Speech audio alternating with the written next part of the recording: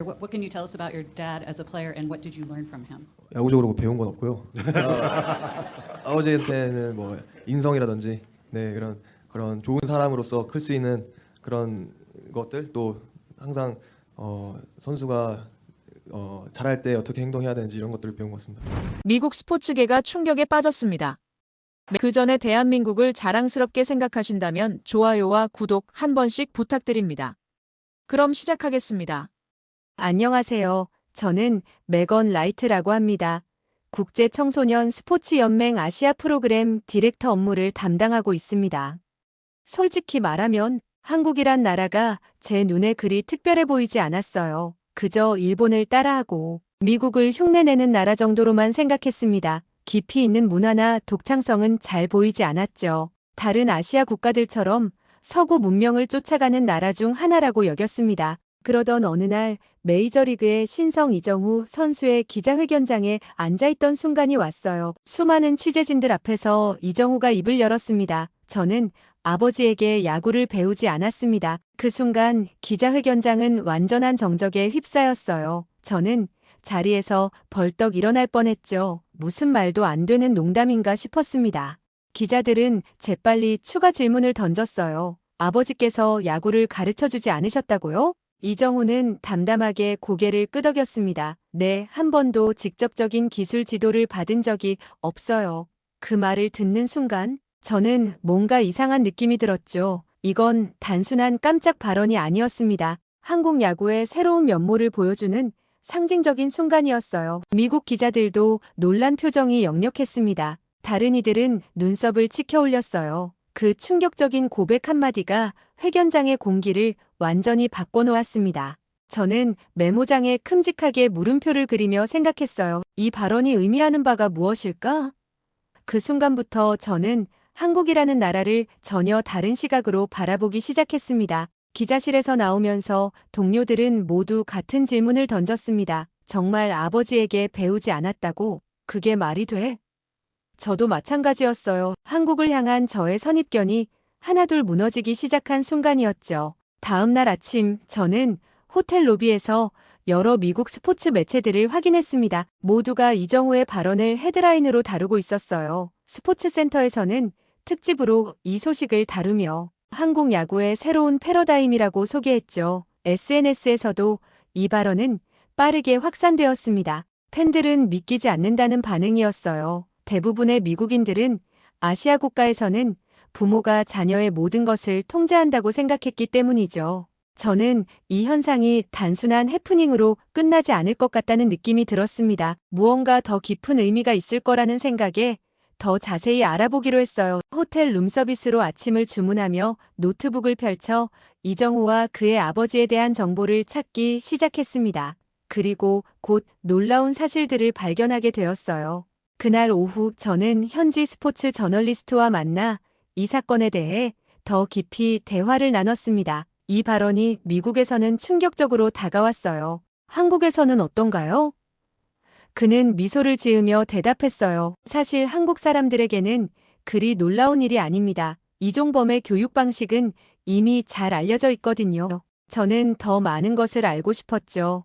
그리고 그는 한국 스포츠 문화의 새로운 측면을 보여주기 시작했습니다. 이 모든 것이 저에게는 신선한 충격이었어요. 지금까지 제가 알고 있던 한국의 이미지가 완전히 뒤집어진 느낌이었습니다. 마치 새로운 세계를 발견한 듯한 기분이었죠. 저는 이 사건을 계기로 한국 스포츠 문화에 대한 심층 연구를 시작하기로 결심했어요. 이것이 제 인생의 전환점이 될 줄은 그때는 몰랐습니다. 이정후의 아버지는 누구인가요? 바로 한국 야구의 전설 이종범입니다. 레전드라는 단어가 가장 잘 어울리는 선수였죠. 메이저리그에서도 이름을 떨쳤고 한국에서는 그야말로 국민적 영웅이었습니다. 저는 그 사실을 알고 나서 더욱 확신했어요. 와라, 역시 한국은 권위적인 사회야. 저런 전설적인 아버지가 모든 것을 통제하고 지휘했겠지. 그렇게 생각했습니다. 하지만 진실을 알아갈수록 제 고정관념은 완전히 무너져 내렸어요. 이종범은 정말로 아들에게 야구를 가르치지 않았던 겁니다. 저는 이정후의 인터뷰 영상들을 찾아보기 시작했어요. 한 영상에서 이정후는 이렇게 말했습니다. 아빠는 중학교 때는 중학교에서, 고등학교 때는 고등학교에서 배우라고 했어요. 집에서는 야구 이야기를 거의 하지 않았죠. 제가 알던 아시아의 부모 이미지와는 완전히 달랐습니다. 이종범은 그저 멀리서 묵묵히 지켜봤을 뿐이에요. 경기장 구석에서 팔짱을 끼고 조용히 아들의 경기를 지켜보는 모습, 그것이 전부였죠. 저는 그 순간 완전한 멘붕에 빠졌습니다. 한국은 제가 알던 그런 나라가 아니었어요. 저는 이종범과 이정우의 관계에 완전히 매료되어 더 깊이 조사하기 시작했습니다. 한국의 야구 관계자들을 만나 물었어요. 이종범 씨는 정말 아들에게 야구를 가르치지 않았나요? 모두가 같은 대답을 했습니다. 네, 그는 절대 간섭하지 않았어요. 그저 지켜볼 뿐이었죠. 한 고등학교 코치는 저에게 놀라운 일화를 들려주었습니다. 이정우가 고등학교 시절 타격 폼에 문제가 있었어요. 모든 코치들이 이종범이 와서 아들을 지도해주길 바랐죠. 하지만 그는 한 번도 그러지 않았습니다. 학교에서 배우는 게 맞다라는 게 그의 철학이었어요. 이정우의 초등학교 감독도 비슷한 이야기를 했습니다. 이종범은 다른 부모들과 달랐어요. 경기가 끝나면 그저 수고했다는 말만 하고 돌아갔죠. 한 번도 기술적인 조언을 하는 걸 본 적이 없습니다. 처음에는 그게 이상했지만 나중에 그 의미를 알게 되었어요. 저는 그제서야 한국이란 나라에 대한 저의 선입견이 얼마나 잘못되었는지 깨닫기 시작했습니다. 권위주의적 교육이라는 편견은 완전히 무너져 내렸어요. 한국 사회가 어쩌면 우리가 생각했던 것보다 훨씬 더 진보적일 수 있다는 생각이 들었죠. 이종범의 교육 철학은 단순했습니다. 아이는 자신의 길을 스스로 찾아야 한다. 그는 인터뷰에서 이렇게 말했어요. 나의 경험을 강요하는 것은 아이의 가능성을 제한하는 일입니다. 정우는 정우만의 방식으로 성장해야 했죠. 이런 교육과는 한국의 전통 교육 방식과도 달랐습니다. 오히려 서구의 진보적 교육 이론과 맞닿아 있었어요. 하지만 더 놀라운 것은 이것이 이종범만의 특별한 방식이 아니라 한국의 많은 스포츠 부모들이 공유하고 있는 철학이라는 점이었죠. 한국 스포츠 심리학자 김준호 교수는 저에게 이렇게 설명했습니다. 한국에서는 기다림의 교육이라는 개념이 있어요. 때로는 가르치지 않는 것이 가장 큰 가르침이 될 수 있다는 철학이죠. 이종범은 그 철학을 완벽하게 실천한 사례입니다. 저는 미국으로 돌아가는 비행기 안에서 계속해서 이 모든 것을 곱씹었어요. 우리가 알고 있던 한국의 이미지가 얼마나 왜곡되어 있었는지, 그리고 어쩌면 우리가 배워야 할 점이 있을지도 모른다는 생각이 들었습니다. 이제 저는 한국을 완전히 새로운 시각으로 바라보기 시작했어요. 한국은 더 이상 그저 따라하는 나라가 아니었죠. 오히려 우리가 주목해야 할 혁신적인 교육 철학을 가진 나라였습니다. 미국은 스포츠 강국입니다. 세계 최고의 선수들을 배출하는 나라죠. 하지만 그 화려한 성공 뒤에는 어두운 그림자가 드리워져 있어요. 바로 헬리콥터 부모라고 불리는 과잉 간섭의 문화입니다. 저는 미국 청소년 스포츠 현장에서 수없이 많은 장면들을 목격해왔어요. 경기장에서 고함치는 부모들이 있습니다. 공을 더 세게 던져. 뛰어, 더 빨리 뛰어. 감독에게 압력을 가하는 부모들도 많죠. 왜 제 아이를 선발로 안 쓰는 거죠? SNS에 자녀의 활약상을 매일같이 업로드하는 부모들, 이런 광경은 미국 스포츠 현장에서는 너무나 흔한 일상입니다. 저는 한국도 비슷할 거라 생각했어요. 동양이든 서양이든 부모의 마음은 다 비슷하겠지. 한국도 별반 다르지 않을 거야. 그렇게 생각했습니다. 하지만 이정우의 성장 과정을 알면 알수록 저는 더 큰 충격에 빠졌어요. 이종범은 아들이 프로에 입단하고도 메이저리그에 진출하고도 한 번도 직접적인 조언을 하지 않았습니다. 경기가 끝나면 그저 수고했다는 말만 남기고 조용히 돌아갔을 뿐이었어요. 심지어 이정우가 타격에 어려움을 겪을 때도 기술적인 조언은 단 한마디도 하지 않았다고 합니다. 저는 한 인터뷰에서 이정우에게 물었어요. 아버지의 그런 태도가 때로는 답답하지 않았나요? 이정우는 고개를 저었습니다. 오히려 그래서 더 스스로 생각하게 됐어요. 제 힘으로 해결책을 찾는 법을 배웠죠. 저는 그제야 깨달았습니다. 한국의 진짜 힘은 통제가 아니라 존중에 있었던 거예요. 존중, 그 단어가 제 머릿속을 맴돌았어요. 미국식 과잉 교육과 한국식 존중 교육의 차이는 너무나 극명했습니다. 미국에서는 부모가 코치가 되고 매니저가 되고 에이전트가 되려고 해요. 하지만 한국의 이종범은 그저 아버지로 남기를 선택했습니다. 한국의 한 스포츠 심리학자는 저에게 이런 말을 했어요. 미국식 헬리콥터 부모는 아이의 외적 성공에 집중합니다. 반면 한국의 새로운 교육 패러다임은 아이의 내적 성장에 주목하죠. 이것이 바로 차이점입니다. 저는 미국 청소년 스포츠의 현실을 다시 돌아보게 되었어요. 어린 선수들이 부모의 기대에 짓눌려 좌절하는 모습, 코치의 지시만 기다리며 주체성을 잃어가는 모습, 이런 장면들이 떠올랐습니다. 그리고 이정우의 자신감 넘치는 모습과 대비되었죠. 한국의 국가대표 야구팀 심리 상담사는 저에게 충격적인 통계를 알려주었어요. 한국 청소년 야구 선수들의 자기 주도성 지수가 미국 선수들보다 평균 30% 높다는 연구 결과가 있습니다. 이것은 교육 방식의 차이에서 비롯된 것이죠. 저는 이 정보를 접하고 곧바로 우리 연맹의 연구팀을 소집했어요. 한국식 존중 교육 모델을 더 자세히 연구해야 합니다. 여기에 우리가 배울 점이 있어요. 팀원들은 처음에는 의아해했지만 제가 수집한 자료들을 보고 나서는 생각이 바뀌었죠. 우리는 미국, 일본, 한국의 청소년 스포츠 교육 방식을 비교하는 프로젝트를 시작했습니다. 그 결과는 충격적이었어요. 한국의 기다림의 교육이 선수들의 자기 주도성, 문제 해결 능력, 심리적 회복 탄력성에서 훨씬 더 좋은 결과를 보여주었죠. 이 발견은 저에게 커다란 충격이었습니다. 제가 알던 한국의 이미지가 완전히 뒤집어진 거예요. 교육 방식에 있어서 한국이 오히려 더 진보적이고 미래지향적이었다니 정말 믿기 어려웠습니다. 하지만 이정우라는 살아있는 증거가 제 앞에 있었어요. 저는 미국 교육계와 스포츠계에 이 연구 결과를 알려야겠다고 결심했습니다. 우리는 너무 오랫동안 잘못된 방향으로 가고 있었어요. 아이들의 주체성을 빼앗는 과잉 교육이 아니라 존중과 기다림의 교육이 진정한 인재를 키우는 비결이라는 것을 알려야 했죠. 심리학계에서도 이정우의 사례는 주목을 받기 시작했습니다. 버클리 대학의 스포츠 심리학자 리처드 테일러 박사는 이정우를 이렇게 평가했어요. 자기주도형 인재의 완벽한 표본입니다. 이는 흔치 않은 사례로 특히 스포츠계에서는 더욱 그렇죠. 저는 이정우의 인터뷰와 경기 영상을 분석하면서 경악을 금치 못했습니다. 그는 외부의 지시 없이 스스로 훈련 계획을 짜고 문제점을 파악하고 해결책을 찾아내는 능력이 탁월했어요. 한 경기에서 삼진을 당한 후 이정우는 더가웃에서 바로 자신의 스윙을 분석하기 시작했습니다. 코치가 다가오기도 전에 이미 문제점을 찾아냈죠. 메이저리그 구단의 한 스카우터는 이정우에 대해 이렇게 말했어요. 그의 야구 지능은 믿을 수 없을 정도로 높습니다. 20대 초반의 선수에게서 보기 힘든 수준이죠. 이건 절대 우연이 아니었습니다. 저는 이정우를 두고 이렇게 결론 내렸어요. 한국의 존중 교육이 길러낸 세계 스포츠계의 새로운 괴물.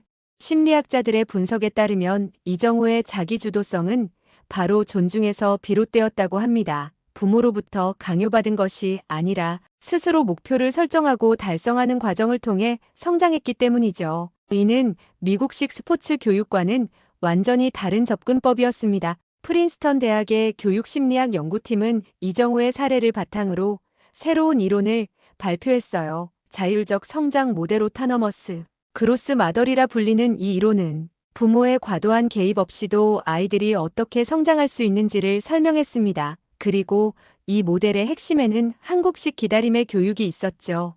저는 이 연구 결과에 완전히 매료되었어요. 이것은 단순한 문화적 차이가 아니라 교육의 패러다임을 바꿀 수 있는 혁명적인 발견이었죠. 우리는 지금까지 아이들의 성장에 대해 잘못 이해하고 있었던 겁니다. 스탠포드 대학의 한 연구에서는 이런 결과가 나왔어요. 부모의 지시에 따라 성장한 선수들보다 스스로 문제를 해결하며 성장한 선수들이 압박 상황에서 30% 더 나은 수행력을 보였습니다. 이는 이정우의 사례를 과학적으로 증명하는 결과였어요. 저는 이런 시각으로 더 많은 한국 선수들을 분석해보기 시작했습니다. 그리고 놀라운 패턴을 발견했어요. 손흥민, 김연아, 박세리 모두 유사한 배경을 가지고 있었습니다. 부모는 기술을 가르치기보다 정신적 지지자로서의 역할에 충실했던 거죠. 한 심리학 저널은 이런 한국식 교육법을 침묵의 지도력이라고 명명했어요. 말로 가르치기보다 행동으로 보여주고 지시하기보다 스스로 깨닫게 하는 방식이었습니다. 저는 그 연구 결과를 읽으며 깊은 감명을 받았어요. 이것이야말로 진정한 교육의 본질이 아닐까 싶었죠. 저는 이 발견을 바탕으로 새로운 프로젝트를 시작했습니다. 자기주도형 인재 육성 프로그램이라는 이름의 이 프로젝트는 한국식 교육 방식을 미국의 청소년 스포츠 시스템에 접목시키는 것을 목표로 했어요. 처음에는 많은 사람들이 회의적이었죠. 미국 부모들이 그걸 받아들일 리 없어. 하지만 저는 확신했습니다. 결과가 말해줄 거예요. 프로젝트는 5개 도시의 청소년 야구팀을 대상으로 시작되었습니다. 코치들은 한국식 기다림의 교육을 배웠고 부모들은 개입을 최소화하는 방법을 훈련받았어요. 첫 달은 혼란스러웠죠. 하지만 6개월이 지난 후 놀라운 변화가 나타나기 시작했습니다. 2024년 이정우에게 불행한 일이 찾아왔습니다. 시즌 초반 어깨 부상으로 결국 시즌 아웃이 선언된 거예요. 메이저리그 데뷔 첫 해에 겪은 이 부상은 그에게 큰 시련이었습니다. 미국 언론은 가차 없었어요. 1,600억 원짜리 실패. 아시아에서 온 과대평가 선수. 아버지의 그림자를 벗어나지 못하는 아들 등의 혹평이 쏟아졌죠. 저는 그때 이정우의 재활훈련을 지켜볼 기회가 있었습니다. LA 재활센터에서 만난 이정우는 언론의 비난에도 전혀 동요하지 않는 모습이었어요. 그의 표정에는 평온함이 가득했습니다. 저는 그에게 물었어요. 이런 비난들이 부담스럽지 않나요? 이정우는 잠시 생각하더니 이렇게 대답했습니다. 저는 오직 제 몸 상태에만 집중하고 있어요. 다른 사람들이 뭐라고 하든 제가 할 일은 변하지 않습니다. 그 태도는 정말 압도적이었어요. 내면에서 우러나오는 강인함이 느껴졌죠. 저는 그 모습을 지켜보며 전율을 느꼈습니다. 그 흔한 불평, 불안, 조급함이 단 1%도 보이지 않았어요. 재활 트레이너는 이정우에 대해 이렇게 말했습니다. 그는 믿을 수 없을 정도로 침착합니다. 이런 멘탈은 본 적이 없어요. 다른 선수들이라면 어땠을까요? 대부분은 부상에 좌절하고 SNS에 변명을 늘어놓고 때로는 주변을, 소속팀을 또는 환경을 탓했을 거예요. 하지만 이정우는 달랐습니다. 그는 오직 자신의 통제 범위 내에 있는 것에만 집중했어요. 저는 그제야 확신했습니다. 이건 교육의 힘입니다. 한국식 교육의 승리예요. 이정우가 보여준 이 놀라운 정신력은 어디서 온 것일까? 저는 그 근원을 찾기 시작했어요. LA의 한 스포츠 심리학자는 이정우의 사례를 연구한 후 이런 결론을 내렸습니다. 그의 정신적 회복, 탄력성은 독립적으로 성장해온 환경에서 비롯됐어요. 누군가 해결책을 알려주길 기다리는 대신 스스로 찾는 습관이 형성된 거죠. 재활 과정에서도 이정우는 놀라운 모습을 보여주었습니다. 그는 의사와 트레이너의 지시를 단순히 따르는 데 그치지 않았어요. 자신의 몸 상태를 세심하게 관찰하고 재활 프로그램에 대한 자신만의 의견을 제시했습니다. 메디컬 팀은 처음에는 당황했지만 곧 그의 접근 방식이 효과적임을 인정했어요. 한 달 후 이정우의 회복 속도는 예상보다 훨씬 빨랐습니다. 의사들은 놀라워했어요. 이런 회복 속도는 보통 볼 수 없는 겁니다. 그의 정신력이 몸의 회복을 앞당기고 있어요. 저는 이 말을 듣고 깊은 감명을 받았죠. 이것이 바로 자기 주도적으로 성장한 선수의 힘이었습니다. 미국의 한 스포츠 전문 방송에서는 이정우의 재활 과정을 특집으로 다루기도 했어요. 아시아에서 온 정신적 괴물이라는 제목의 다큐멘터리였죠. 처음에는 비판적이었던 미국 언론들도 점차 그의 태도에 주목하기 시작했습니다. 이 젊은 선수에게서 배울 점이 있다라는 논조로 바뀌었어요. 저는 이정우에게 어떻게 그런 강인한 정신력을 갖게 되었는지 물었습니다. 그의 대답은 단순했어요. 아버지께서 항상 말씀하셨어요. 내가 할 수 있는 것에만 집중하라고요. 다른 사람의 말이나 상황은 내가 통제할 수 없는 부분이니까요. 이 단순한 철학이 그를 지탱하고 있었죠. 재활센터에서의 하루하루는 저에게 새로운 깨달음을 주었습니다. 이정우는 매일 아침 일찍 도착해 자신만의 준비 운동으로 하루를 시작했어요. 그리고 트레이너들과 함께 계획된 프로그램을 진행했죠. 저녁에는 혼자 남아 추가 스트레칭을 하는 모습도 자주 보였습니다. 한 번은 제가 그에게 물었어요. 왜 이렇게 열심히 하나요? 누가 시키지도 않았는데. 이정우는 미소를 지으며 대답했습니다. 제 몸이니까요.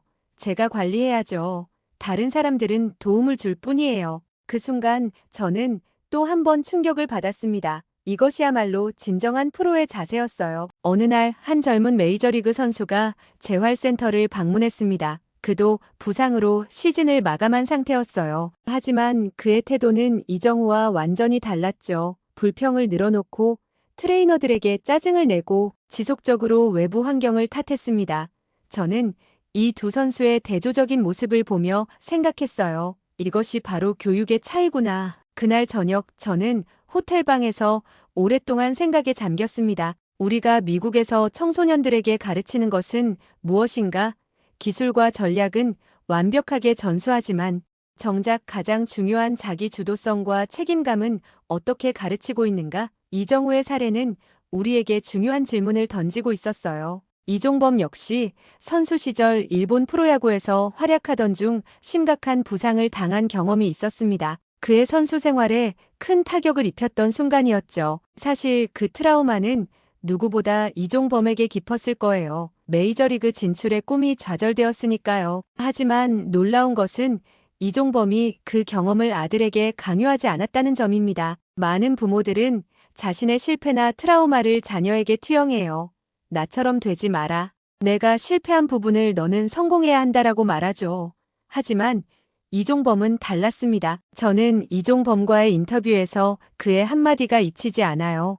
정우는 정우만의 길을 걸어야 합니다. 내 경험은 참고사항일 뿐 그의 인생은 그가 직접 만들어가야 하죠. 그 순간 저는 깊은 깨달음을 얻었습니다. 진짜 강한 교육은 말이 아니라 기다림에서 나온다는 걸 말이에요. 이종범은 자신의 트라우마와 실패 경험을 직접적인 교훈으로 전하는 대신 침묵으로 전수했습니다. 그 침묵 속에는 깊은 신뢰와 존중이 담겨 있었어요. 내가 알아서 할 수 있어라는 무언의 메시지였죠. 그것이 결국 이정우의 독립성과 강인함을 만들어낸 원동력이 되었습니다. 한국의 한 스포츠 저널리스트는 이종범의 교육 철학을 이렇게 분석했어요. 그의 침묵은 그저 무관심이 아니었습니다. 오히려 가장 깊은 형태의 관심이었죠.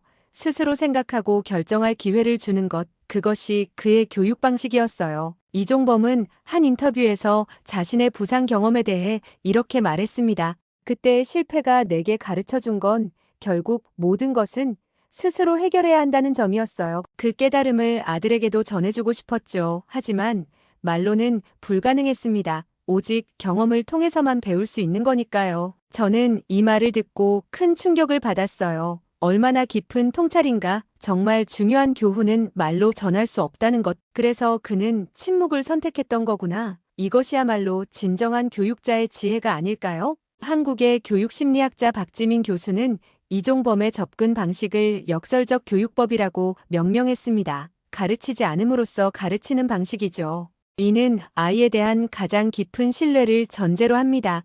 이종범은 아들이 스스로 길을 찾을 능력이 있다고 믿었기에 가능했던 거예요. 이종범의 아내인 이정우의 어머니도 이런 교육 방식에 깊이 동참했습니다. 그녀는 말했어요. 남편이 처음 이런 접근 방식을 제안했을 때 저도 걱정했죠. 하지만 시간이 지날수록 이것이 옳다는 확신이 들었습니다. 아이가 자라는 모습을 보니까요. 한국에서 이종범의 교육 방식은 이제 하나의 모델이 되었어요. 이종범식 교육법이라 불리며 많은 부모들이 배우고 있죠. 특히 스포츠 분야에서는 더욱 그렇습니다. 한국야구연맹에서는 이종범을 초청해 부모 교육 프로그램을 진행하기도 했어요. 이종범은 그 자리에서 이렇게 말했습니다. 내가 특별한 것을 한 것은 아니에요. 그저 아이를 믿었을 뿐입니다. 모든 아이에게는 자신만의 길을 찾을 능력이 있어요. 우리는 단지 그 과정을 지켜봐주는 사람일 뿐이죠. 이 말에 참석한 많은 부모들이 눈시울을 붉혔습니다. 그들은 지금까지 자신들이 얼마나 자녀의 성장 과정에 지나치게 개입해왔는지 깨닫게 되었어요. 한 부모는 이렇게 고백했죠. 저는 아이를 위한다고 생각했는데 사실은 제 불안감 때문이었던 것 같습니다. 저는 이종범의 철학이 단순히 스포츠에만 국한된 것이 아니라 모든 교육 영역에 적용될 수 있는 보편적인 지혜라고 생각해요. 기다림의 교육, 믿음의 교육, 그것이야말로 진정한 인재를 키우는 비결이 아닐까요? 이정우의 사례는 이제 전 세계 청소년 스포츠 교육의 새로운 표본이 되었습니다. 미국, 일본, 유럽의 스포츠 교육 관계자들은 너도 나도 한국의 교육 방식을 연구하기 시작했어요. 지금까지 우리가 당연하게 여겼던 방식들이 근본적으로 잘못되었을 수도 있다는 인식이 확산되고 있었죠. 글로벌 청소년 스포츠 컨퍼런스에서 한국의 사례가 중심 주제로 다뤄졌습니다. 저는 그 자리에서 발표를 맡았어요. 우리는 지금까지 잘못된 방향으로 가고 있었습니다. 통제가 아닌 존중, 간섭이 아닌 기다림이 진정한 인재를 키우는 비결이에요. 저희 연맹은 마침내 결론을 내렸습니다. 한국식 존중교육법을 국제 표준으로 삼자. 이건 단순한 선택이 아니라 시대의 필연이었어요. 한국은 이제 세계 교육계의 새로운 교과서가 되었습니다. 우리가 그토록 찾던 대안이 바로 한국에 있었던 거죠. 코치와 부모들에게는 침묵의 지도력을 권장하기 시작했습니다. 이제 전 세계의 어린 선수들이 이전부처럼 스스로 생각하고 문제를 해결하는 법을 배우게 될 거예요. 그리고 이제는 정신적인 자립성을 키우는데도 주목하고 있죠. 한국 정부는 이런 세계적인 관심에 발맞춰 스포츠 교육 외교라는 새로운 프로젝트를 시작했습니다. 한국의 교육 철학을 세계에 알리고 각국의 코치와 교육자들을 초청해 연수 프로그램을 제공하는 내용이었어요. 이는 한국의 소프트 파워를 확장하는 중요한 계기가 되었죠. 저는 이제 확신합니다. 한국은 더 이상 따라가는 나라가 아닙니다. 오히려 진정한 리더로서 세계의 교육 패러다임을 바꾸고 있어요. 이정우는 그 증거이고 한국은 오늘도 세계를 이끌고 있죠. 제가 처음 가졌던 한국에 대한 편견이 얼마나 우스꽝스러웠는지 이제는 웃으며 인정할 수 있습니다. 한국은 단순히 일본을 따라하거나 미국을 흉내내는 나라가 아니었어요. 오히려 미국과 일본이 배워야 할 혁신적인 교육 철학을 가진 나라였죠. 이제 저는 매년 서울에서 청소년 스포츠 교육 포럼을 개최합니다. 전 세계에서 모인 교육자들이 한국의 철학을 배우러 오죠. 저는 자랑스럽게 말합니다. 세계 최고의 스포츠 교육법을 배우려면 한국으로 오십시오. 한국의 교육혁명은 이제 스포츠를 넘어 다양한 분야로 확산되고 있습니다. 음악, 예술, 과학 등 다양한 영역에서 한국식 존중 교육의 원칙이 적용되고 있어요. 그 결과는 놀랍습니다. 전 세계적으로 자기주도적인 인재들이 늘어나고 있죠. 저는 이제 어디를 가든 한국의 교육 철학을 자랑스럽게 소개합니다. 과거에는 배움을 받으러 한국에 갔지만 이제는 가르치러 다니죠. 이것이 바로 한국식 존중 교육입니다. 세계가 주목해야 할 교육혁명이죠. 흥미로운 것은 한국인들이 자신들의 이런 교육적 강점을 잘 인식하지 못하고 있다는 점이에요. 많은 한국인들은 여전히 자국의 교육 시스템에 대해 비판적입니다. 하지만 외부에서 보는 한국 교육의 진가는 분명했죠. 특히 부모와 자녀 사이의 독특한 관계 역학과 존중의 문화는 세계가 배워야 할 점이었습니다. 저는 이제 한국을 향한 존경심을 숨기지 않아요. 한때는 일본을 따라하고 미국을 흉내내는 나라라고 폄하했던 제 자신이 부끄럽습니다.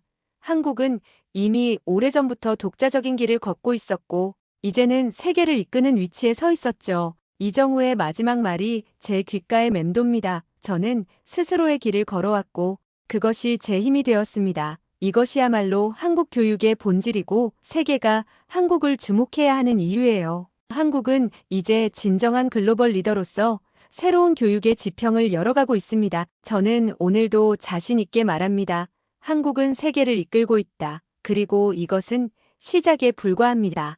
한국의 교육혁명은 앞으로 더 많은 분야에서 세계적 변화를 이끌어낼 거예요. 그 여정을 지켜보는 것은 제게 큰 영광입니다. 한국, 당신은 이제 세계의 스승입니다. 지금까지 메건 라이트였습니다. 제 사연을 들어주셔서 감사합니다. 마지막으로 1초밖에 걸리지 않는 구독과 좋아요, 알림 설정은 영상 제작에 큰 힘이 됩니다. 지금까지 여러분들과 감동적인 사연을 나누고 싶은 감동의 수다입니다. 오늘도 건강한 하루 보내세요. 감사합니다.